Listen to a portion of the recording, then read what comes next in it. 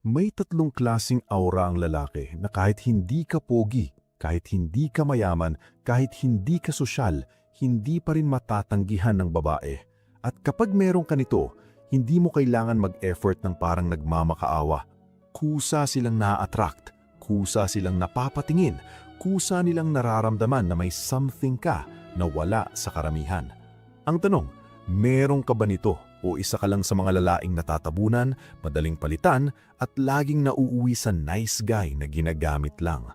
Pakinggan mo to dahil maraming lalaking Pinoy, lalo na lampas 30, ang nagugulat kung bakit kahit anong forma, kahit anong message, kahit anong papuri, walang epekto.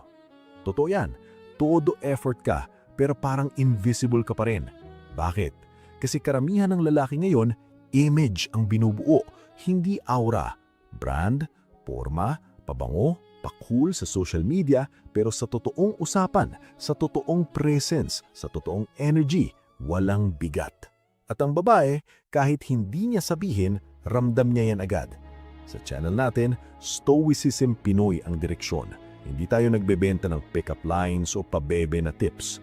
Ang gusto natin dito ay yung klase ng masculine presence na kahit tahimik ka, may dating.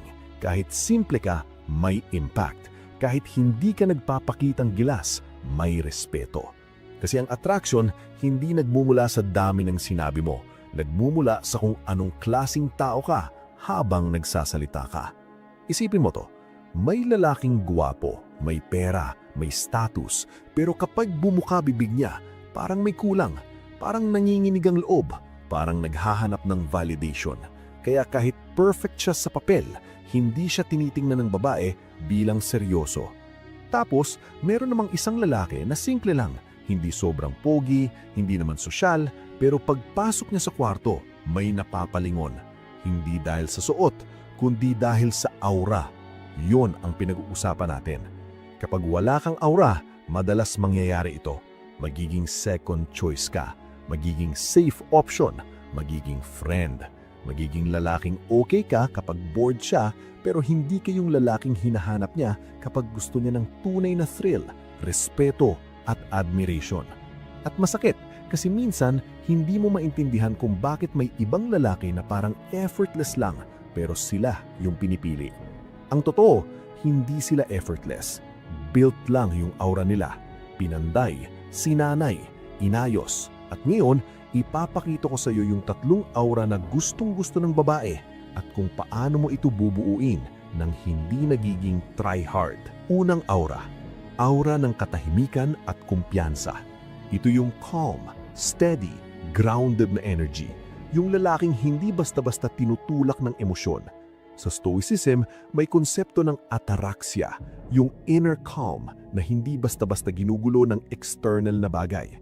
Ito ang lalaki na kapag hindi nireplyan, hindi nagpapanik. Kapag may scene, hindi nagwawala. Kapag may delay, hindi nag-iisip ng 2,000 scenarios. Kapag may uncertainty, hindi humihingi ng assurance na parang bata. Bakit sobrang attractive to? Kasi karamihan ng lalaki mo yun, reactive, mainit, madaling matrigger, mabilis ma-insecure. At ang babae, kahit emotional siya, instinctively, naghahanap siya ng lalaking may stable na center. Yung presence na parang haligi. Hindi yung cute sa simula, pero bumabagsak pag may konting pressure. Ngayon, malinaw, ang katahimikan ay hindi pagiging boring. Ang katahimikan na may kumpiyansa, parang puzzle. Parang may lalim, parang may control. At yung control na yan, yan ang nagbibigay ng respeto. Halimbawa, nasa barkada kayo. Lahat nagsasalita, nagsisingit, nagpapatawa, nagmamagaling. Pero may isang lalaking tahimik lang. Hindi siya awkward, hindi siya pa-cool, nakikinig lang. Tapos kapag nagsalita, concise, malinaw, may punto. Guess what? Madalas, doon napupunta ang atensyon. Hindi dahil siya yung pinakamaingay, kundi dahil ramdam mo na may authority siyang hindi niya kailangan ipagsigawan. Sa relationships, ganun din. Yung lalaking hindi nagdadrama, hindi nagwawala, hindi nagrereklamo, hindi nagmamakaawa, siya yung nirerespeto. At yung respeto, nauuna bago attraction. Paano mo bubuuin to? Una, control your reactions. Hindi ka required sumagot agad. Hindi ka required magpaliwanag agad. Hindi ka required mag-justify ng feelings mo sa bawat maliit na bagay. Matutong mag-pause, huminga. Isang segundo ng kontrol, minsan mas malakas kaysa isang paragraph ng explanation. Pangalawa, learn to use silence. Ang katahimikan ay hindi kawalan, mensahe na may bigat. Kapag lagi kang nagpaparamdam, nagiging routine ka. Kapag routine ka, nawawala ang thrill. At kapag nawawala ang thrill, nawawala ang value sa mata niya. Pangatlo, body language. Walk slower, talk slower. Hindi yung mabagal na parang antok, kundi mabagal na walang hinahabol. Yung galaw na hindi nagmamadali kasi confident ka na hindi ka mawawala. At oo, ramdam ng babae yan. Kahit hindi niya ma-explain, mararamdaman niya na iba siya. Ngayon, maging tapat ka. Ikaw ba yung lalaking tahimik pero may bigat? O ikaw ba yung lalaking sobrang ingay, sobrang explain, sobrang papansin, pero pag umanis ka sa kwarto, wala namang naiwang na impact? Kasi dito pumapasok yung malaking problema ng karamihan. Masyadong open book. Lahat sinasabi, lahat pinapakita, lahat ng oras niya naka-ready para sa babae. At sa utak ng babae, kapag ganun ka, nawawala ang curiosity. Parang librong binasa niya mula cover hanggang dulo. Walang discovery, walang mystery, walang chase. At dito maraming lalaki na pupunta sa best friend role. Kasi habang ikaw binibigay mo lahat, siya naman unti-unting lumalamig. Habang ikaw nagiging sobrang transparent, siya naman nawawala ng thrill. Habang ikaw ginagawang mundo ang babae, ikaw naman nagiging satellite, umiikot lang sa kanya.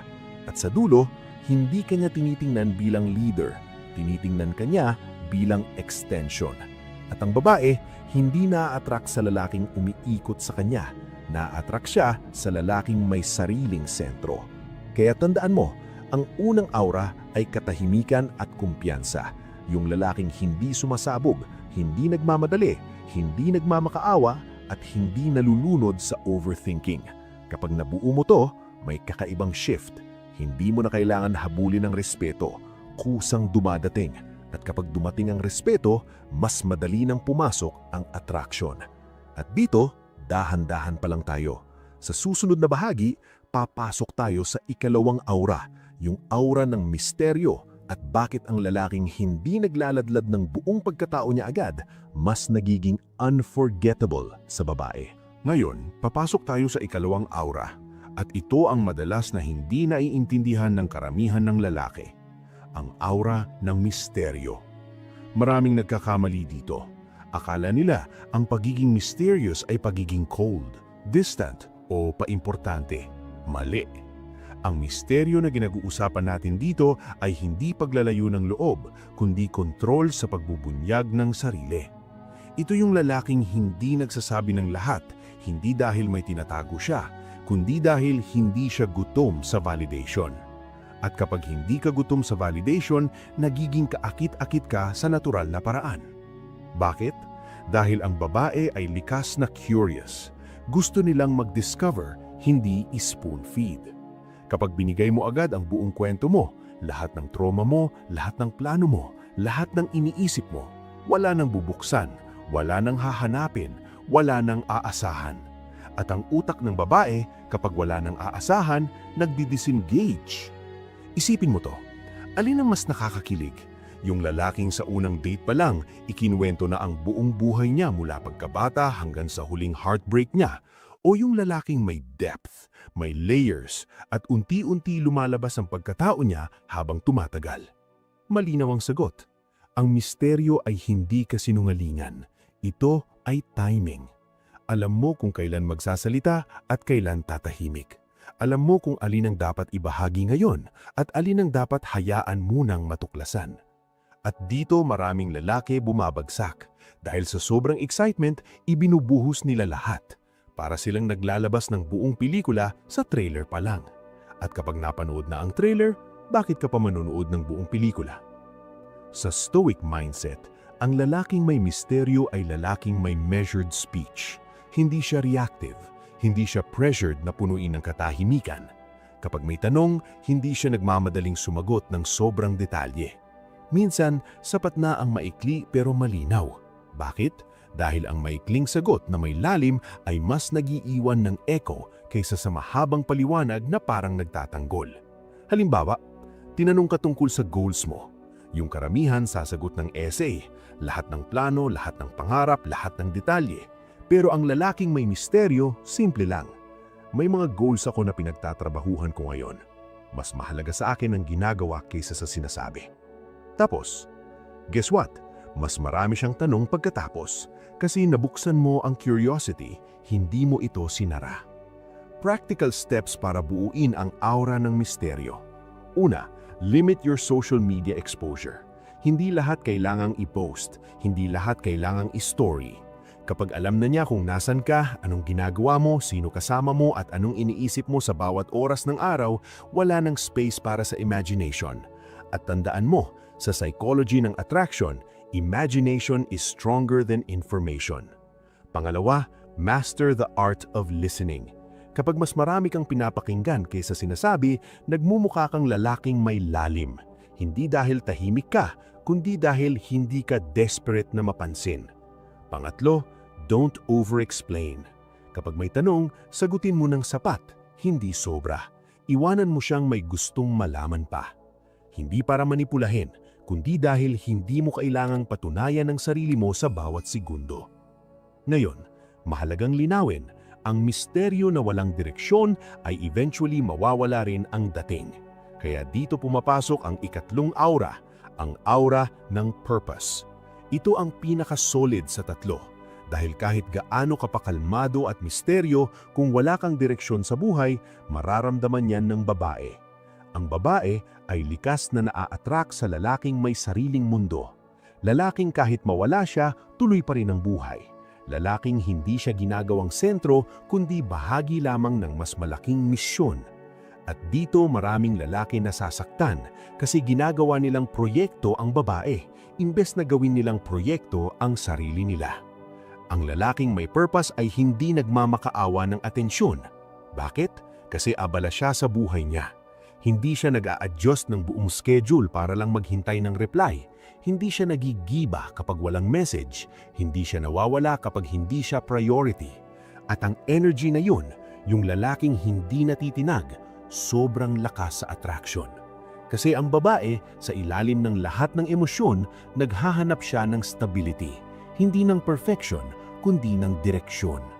Gusto niyang makaramdam na ang lalaking nasa harap niya ay may patutunguhan, may panindigan at may kakayanang tumayo sa sarili niyang paa. Halimbawa, may lalaking busy sa trabaho, fitness o personal project. Hindi siya nawawala kapag kailangan niya ng babae, pero hindi rin siya iniiwan ng buhay niya para lang mag-please. Doon nakikita ng babae na hindi ako sentro ng mundo niya, pero mahalaga ako. At paradoxically, mas naa-attract siya. Kasi ang lalaking may purpose ay hindi needy, at ang hindi needy nagiging valuable. Paano mo bubuuin ang aura ng purpose? Una, identify your mission. Hindi kailangan grand agad. Pwedeng fitness goal, career improvement, negosyo, skill na gustong ma-master. Basta may malinaw kang pinagtatrabahuhan. Pangalawa, consistency. Ang purpose ay hindi sinasabi, ipinapakita. Kapag sinabi mong may goal ka, siguraduhin mong ginagawa mo ito. Pangatlo, detach from validation. Ang ginagawa mo ay para sa sarili mo, hindi para mapahamba siya. At ironically, kapag tumigil ka sa paghangad na mapahamba siya, doon ka nagiging impressive. Ngayon, pag pinagsama mo ang tatlo, katahimikan at kumpiyansa, misteryo at purpose, may mangyayari. Unti-unti nag-shift ang dynamics. Hindi ka na yung lalaking naghahabol, hindi ka na yung laging available, hindi ka na yung over-explaining. Bigla kang nagiging lalaking hinahanap. Hindi dahil nagbago ka para sa babae, kundi dahil bumalik ka sa sarili mo. At ito ang core message ng Stoicism dito sa channel natin. Ang tunay na attraction ay side effect ng pagiging buo. Hindi mo ito hinahabol, nabubuo ito kapag inayos mo ang loob mo. Kaya ngayon, gusto kong itanong sa'yo, alin sa tatlong aura ang pinakakulang sa'yo ngayon? Katahimikan at kumpiyansa, misteryo, o purpose. Maging tapat ka sa sarili mo dahil doon nagsisimula ang tunay na pagbabago. I-comment mo yan, hindi para sa akin, para sa sarili mo. At kung gusto mong mas lumalim pa sa ganitong klaseng mindset, yung hindi lang pang attraction kundi pang buhay, siguraduhin mong nakasubscribe ka dito sa Stoicism Pinoy. Hindi kami nandito para gawing desperado ang lalaki. Nandito kami para gawing buo ang lalaki. Tandaan mo, ang tunay na lalaki ay hindi todo salita. Ang tunay na lalaki ay may aura.